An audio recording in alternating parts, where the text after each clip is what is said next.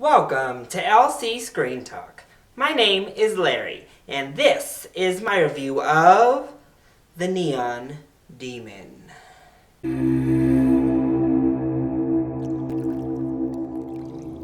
What the hell did I just watch?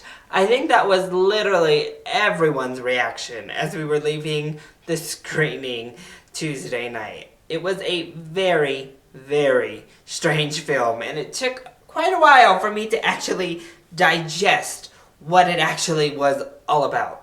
And in the end, I think it's just a poorly executed film that had lofty expectations, lofty goals, lofty ambitions, but just isn't able to really execute a good film in general well enough to really nail all of the aspects it sought out to achieve. So Nicholas Winding Refn is the director here. He's the director of Drive and Only God Forgives, and really, he makes very strange films pretty much constantly. And I really liked Drive. I thought Only God Forgives fell short of the mark, but was still a bit better than The Neon Demon. So I kind of knew what to expect going in, except my expectation leaned more toward Black Swan with models this time. However, what I was delivered was Black Swan light with models. So the premise here is a young model who has it, who is just the thing in Hollywood, and it kind of just follows her as she goes around, starts really gaining traction. And then the reaction of everyone around her, the men around her, the designers around her, the fellow models around her, so on and so forth. I'm not going to go any further because that would be to ruin the film for you, although I don't think I can ruin it myself more than the movie does on its own, but we're not going into spoiler territory here. The base premise of exposing the nastiness behind the glamour is wonderful. And I actually really love what this movie had to say about the modeling industry and really our entire society as a whole, just throwing people away, and our obsession with outer beauty and our obsession with the superficial, glamorous lifestyle that really we would stop at absolutely nothing to achieve it. That no relationship has loyalty, that nothing has meaning other than this thing that we hold up on a pedestal. And I think that is great. I think that's a wonderful premise, and it definitely shines through. The message is there. However, Nicholas Winding Refn is so obsessed with style and shock value that he loses focus on the actual substance of the subject at hand. We dive into super artsy sequences time and time again throughout the movie, where it's just shots in the neon colors, shots that really don't add anything to our understanding of the film. Even when I was able to understand what it was the shot was portraying and what it was this abstract sequence did mean within the context of the film, it would just drag on so long and it would be so gratuitous that it lost all value to me. It lost all emotional impact on me. Instead, it just left me like, okay, we get it. Watching Elle Fanning make out with herself. Okay, we get the symbolism. Let's move along.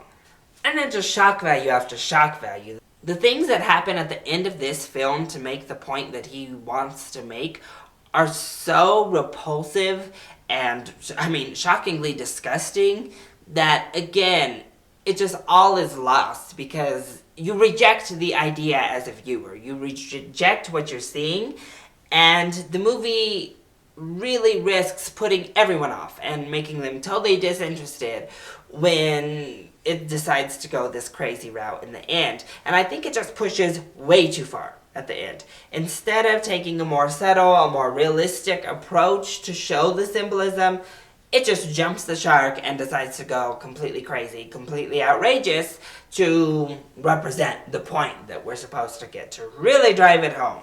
And I will say it is somewhat successful because the symbolism and the metaphors are not lost in the end. those disgusting, repulsive things that are happening, you still, again, understand the meaning behind what they're doing. And I even appreciated the callback and the symbolism of a certain object that makes an appearance right there at the end. But it's just so gratuitous, and it's just done in the name of shock value and in the name of creating something ultra artsy that it loses the substance. It just totally overshadows any actual art that is underneath there. And I think that he is very much a director that needs to have a little bit of direction. He needs to have somebody pull the reins back on him, because he goes so far into these crazy worlds and these crazy lands that the audience isn't willing to follow him. And his message is just completely lost. His work is completely lost and consumed in being pseudo-intellectual. And that's really what I have to describe this movie as. It wants to be really intellectual. And I compared it to Black Swan earlier in this review. However, Black Swan is executed better on every single level. It has the same elements of crazy stuff happening, of, sexual situations, of actual gory moments. All of that happens in Black Swan. But it's never done to extreme excess that you're just repulsed and don't want to watch, you get turned off to the movie. It's done in a sophisticated manner that you get the symbolism and you're going with it. You're enthralled with the story.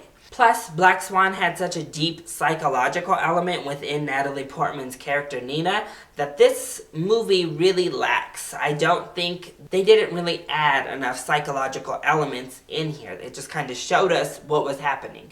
I don't even really know what point of view we were supposed to be in, because you think it's Elle Fanning's because she's the main character, but her character does a switch just like that in the middle of the movie over one, not even a full night.